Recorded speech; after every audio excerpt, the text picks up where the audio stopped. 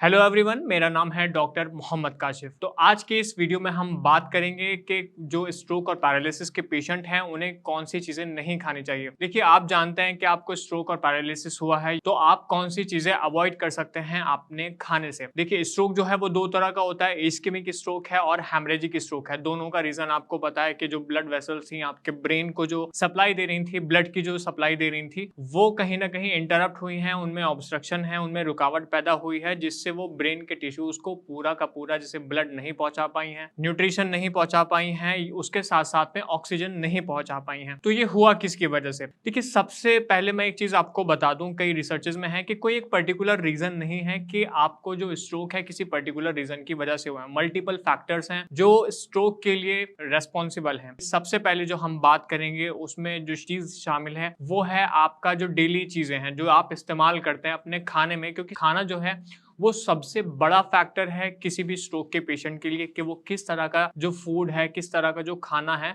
Patient खा रहा है। तो सबसे पहले उसमें मैं रखना चाहूंगा नमक को। नमक यानी सॉल्ट। देखिए, जब कोई पेशेंट स्ट्रोक का या पैरालिसिस का ज्यादा मात्रा में नमक लेता है तो उसके लिए ये बिल्कुल अच्छी चीज नहीं है। या अगर मैं नॉर्मल इंसान की भी बात कर लूं तो नॉर्मल इंसान के लिए भी ज्यादा मात्रा में नमक लेना एक अच्छी चीज नहीं है। नमक में हम जानते हैं कि सोडियम होता है। जब सोडियम की मात्रा शरीर में बढ़ जाती है तो किडनी को ज्यादा काम करना पड़ता है। जब किडनी ज्यादा काम करती है तो वो पानी का रिटेंशन यानी फ्लूइड का रिटेंशन ज्यादा करती है, जिससे क्या होता है कि हमारा जो ब्लड प्रेशर है वो बहुत ज्यादा इंक्रीज कर जाता है, बहुत ज्यादा ब्लड प्रेशर बढ़ जाता है। ब्लड प्रेशर बढ़ने की वजह से हमारी जो आर्टरीज हैं जो हमारे ब्लड को हमारे ब्रेन तक लेके जा रही हैं, उनमें क्या है बहुत ज्यादा हाई प्रेशर क्रिएशन हो जाता है, जिसकी वजह से इंटरप्शन हो सकता है, जिसकी वजह से मान लीजिए कि हैमरेज हो सकता है। तो हाई बीपी, आप जानते ही हैं कि high blood pressure, high BP जो है स्ट्रोक के लिए एक बहुत ज्यादा जिम्मेदार चीज है। तो आप कोशिश करें कि अपने खाने में नमक की मात्रा को सीमित रखें, या कुछ भी ऐसे खाने जिसमें बहुत ज्यादा नमक होता है। मान लीजिए कि जो चिप्स वगैरह आते हैं, आलू के चिप्स आते हैं, या उसके साथ साथ जो चाइनीज फूड होता है उसमें बहुत ज्यादा नमक का इस्तेमाल किया जाता है। तो आप कोशिश करें कि अपनी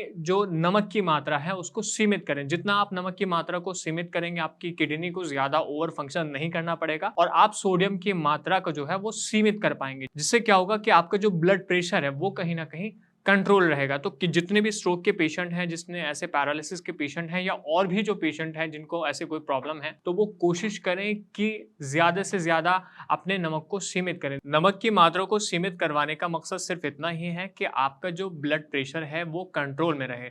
जितना आपका ब्लड प्रेशर कंट्रोल में रहेगा उतना आपके स्ट्रोक से बचने के चांसेस रहेंगे, आपके पैरालिसिस से बचने के चांसेस रहेंगे। देखिए, हम जानते हैं कि नमक से आपको टेस्ट मिलता है, लेकिन अगर आप जिंदगी का टेस्ट लेना चाहते हैं तो कोशिश करिए कि अपनी जबान के टेस्ट को थोड़ा कम करें। तो पेशेंट से मैं यही कहना चाहूंगा कि वो जितनी भी ओवर नमक वाली चीजें हैं जिनमें ज्यादा नमक का इस्तेमाल होता है वो कम से कम नमक का इस्तेमाल करना शुरू करें, ताकि वो सोडियम की मात्रा को सीमित करके अपने ब्लड प्रेशर को कंट्रोल कर सकें। दूसरी जो चीज है व्यूअर, वो है आपका एल्कोहल। देखिए, कुछ पेशेंट ऐसे होंगे, मैं सबकी बात नहीं कर रहा हूँ, लेकिन बहुत सारे ऐसे पेशेंट होंगे जो अभी भी अल्कोहल का इस्तेमाल कर रहे हो, या कुछ नॉर्मल लोग भी हैं जो अल्कोहल का इस्तेमाल कर रहे हो। तो देखिए, जब आप बहुत ज्यादा मात्रा में ऐसे अल्कोहल लेते हैं, शराब लेते हैं या बियर लेते हैं या कुछ भी ऐसी चीजें लेते हैं जिनमें बहुत ज्यादा अल्कोहल की मात्रा होती है, तो उससे आप क्या कर रहे होते हैं कि आपका जो ब्लड प्रेशर है वो बहुत ज्यादा हाई जाने लगता है। एक तरह से आप जो है अपनी बॉडी का जो ब्लड प्रेशर है उसको खुद बढ़ा रहे होते हैं कि मैंने अल्कोहल कंज्यूम किया। तो अल्कोहल जब आप कंज्यूम करते हैं, लेते हैं, पीते हैं, ड्रिंक करते हैं, तो उसका सीधा आपकी बॉडी के ऊपर ये असर होता है कि आपका ब्लड प्रेशर जो है वो शूट करने लगता है। मतलब मुझे ये कहना चाहिए कि ब्लड प्रेशर की वजह से सबसे ज्यादा स्ट्रोक के केसेस होते हैं, सबसे ज्यादा जो है पैरालिसिस के एक तरह से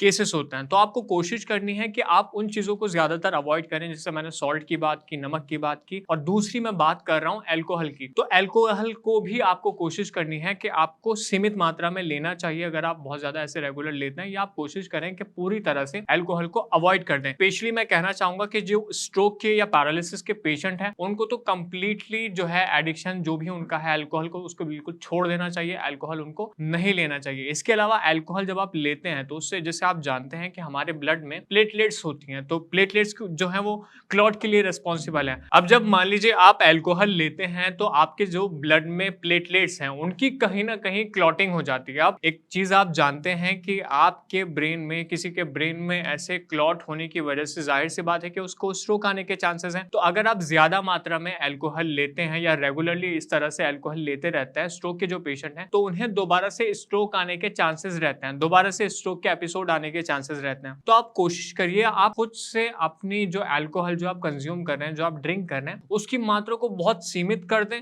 अगर आप स्ट्रोक के पेशेंट नहीं हैं, या अगर आप स्ट्रोक के पेशेंट हैं तो आप कोशिश करें कि बिल्कुल अल्कोहल को आप ड्रिंक ना करें, क्योंकि सीरियसली उसका फैक्टर यही है कि जो प्लेटलेट्स हैं उनकी क्लॉटिंग हो जाती है। अब जाहिर सी बात है कि अगर क्लॉटिंग हो रही है, क्लॉटिंग मान लीजिए बॉडी में ऐसे कहीं भी हुई, तो उसका एम्बोलाई बनेगा। एम्बोलाई जो है, मान लीजिए कि अगर वो आपके ब्रेन में पहुंच जाता है, तो वो जो मेन आर्टरी होती है, बेसिकली जो धमनी होती है, जो आपकी ब्रेन टिश्यूज को ऑक्सीजन प्रोवाइड करवाती है, बेसिकली के ब्लड प्रोवाइड करवाती है, न्यूट्रिशन प्रोवाइड करवाती है, तो उसमें क्या होगा कि जैसी ऑक्लूजन हो जाएगा, मान लीजिए कोई पाइप है उसमें कोई चीज फंस जाएगी, तो उसकी वजह से पानी का फ्लो आगे की तरफ नहीं हो पाएगा। इसी तरह से सेम क्लॉट जब आपकी आर्टरी में फंस जाएगा, तो उससे आपका जो ब्लड है वो आगे की तरफ फ्लो नहीं कर पाएगा। तो आपको कोशिश करनी है कि अल्कोहल का जो कंजप्शन है उसको आपको कम से कम करना है। आप जो पीते हैं कम से कम करिए। जितना आप अल्कोहल कम इस्तेमाल करेंगे, आप स्ट्रोक के चांसेस से बहुत ज्यादा बचे रहेंगे। तो जितने भी पेशेंट हैं, जितने भी हमारे व्यूवर्स हैं, मैं कोशिश करूंगा और 2-4 ऐसे बिंदु अगली वीडियोस में ऐसे कवर करूं, ताकि आपको बताया जा सके कि आपको किन चीजों को अवॉइड करना है, किन चीजों को आपको नहीं खाना है। यहाँ हम कोशिश कर रहे हैं कि आपके लिए पर्टिकुलर चीजें ना बताएं, बल्कि जो ब्रॉड टर्म है, मान लीजिए सॉल्ट है, तो सॉल्ट अपने आप में कई चीजों में इस्तेमाल किया जाता है। तो आपको कोशिश यही करनी है कि नमक की मात्रा को सीमित करिए, चाहे आप वो किसी भी तरह का फूड ले रहे हो, चाहे आप पोटैटो चिप्स ले रहे हो, आलू के चिप्स ले रहे हो बेसिकली, या